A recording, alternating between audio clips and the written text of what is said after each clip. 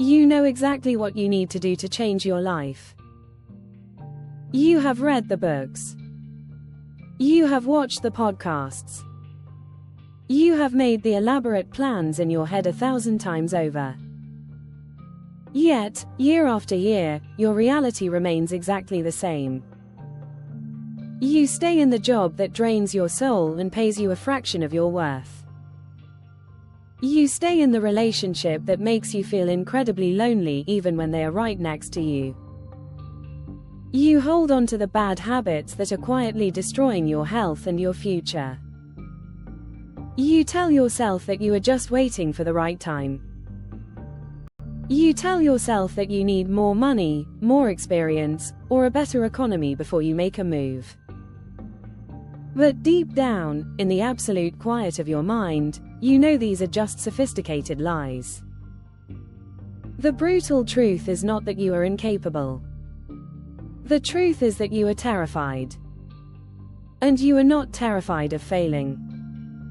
You are actually terrified of succeeding. This sounds completely illogical on the surface. Why would anyone be afraid of getting exactly what they want? Why would anyone self-sabotage their own happiness? To understand this deeply irrational behavior, you have to look at the deeply flawed wiring of your own nervous system. Your brain does not care about your happiness. Your brain does not care about your potential, your dreams, or your financial freedom. Your brain only cares about one thing: survival. And to a primitive human brain, survival means predictability. Your current life, no matter how miserable, stressful, or unfulfilling it might be, has one massive biological advantage. It is familiar. You know exactly how to survive your current pain. You have mastered the art of living in your specific brand of misery. You know how to navigate the arguments with your toxic boss. You know how to stretch your tiny paycheck to the end of the month. You know exactly how the disappointment is going to feel, and because you can predict it, your brain feels safe. Your brain looks at your current situation and says, "We might be deeply unhappy, but at least we are not dead." When you try to make a massive change, you are stepping out of the known world. You are stepping into the dark void of unpredictability.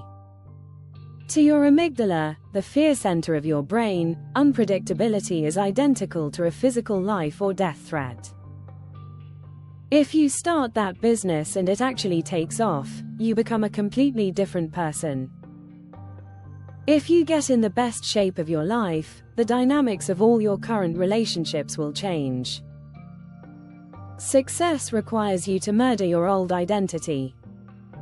It requires you to let go of the excuses that have protected your fragile ego for decades. It forces you to face the terrifying reality that you are actually fully responsible for your own life. There is a psychological concept known as identity anchoring.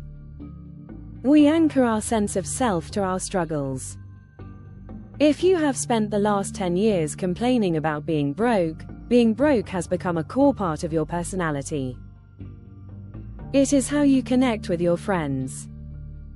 It is the story you tell yourself to avoid the hard work of building wealth.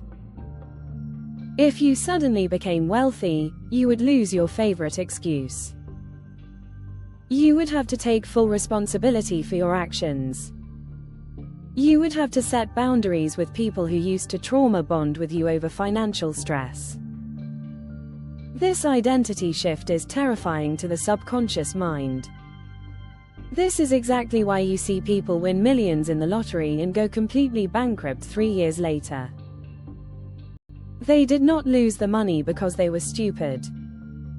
They lost the money because their internal thermostat was set to poverty.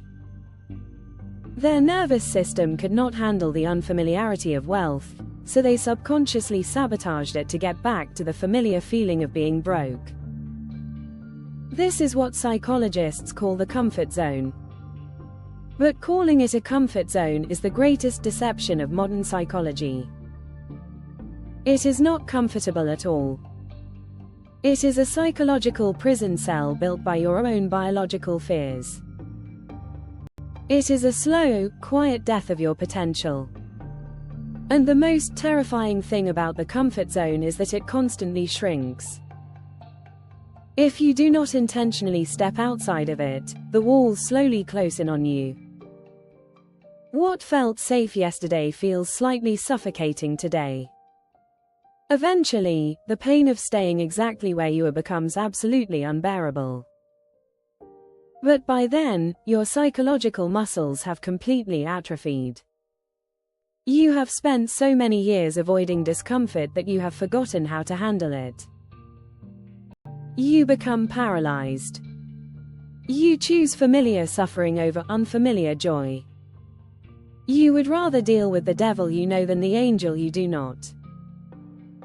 Think about the concept of neuroplasticity. Every time you choose to stay in your comfort zone, you physically wire your brain to be more fearful. You thicken the neural pathways of anxiety and hesitation. You are literally training your brain to be weak. But neuroplasticity works both ways. To escape this invisible prison, you have to completely reframe your relationship with fear. Right now, you view fear as a stop sign.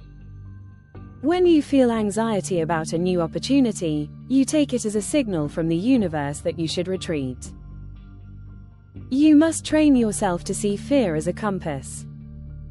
The things that terrify you the most are almost always the exact things you desperately need to do. If a new project makes you slightly nauseous with anxiety, that is precisely the project you must attack. Discomfort is not a sign that something is wrong. Discomfort is the biological sensation of your identity expanding. It is the feeling of weakness leaving your psychological system. You have to stop negotiating with the voice in your head that craves safety. That voice is an ancient survival mechanism that has no place in your modern pursuit of greatness. You do not defeat the comfort zone by taking one massive, heroic leap. You defeat it through the relentless application of micro-exposures. You must start intentionally injecting small, controlled doses of discomfort into your daily routine. Take the freezing cold shower in the morning just to prove to your brain that you are in charge of the body. Have the difficult, awkward conversation that you have been avoiding for 6 months. Publish the terrible first draft of your work for the world to judge. Go to the gym and look foolish trying a new machine.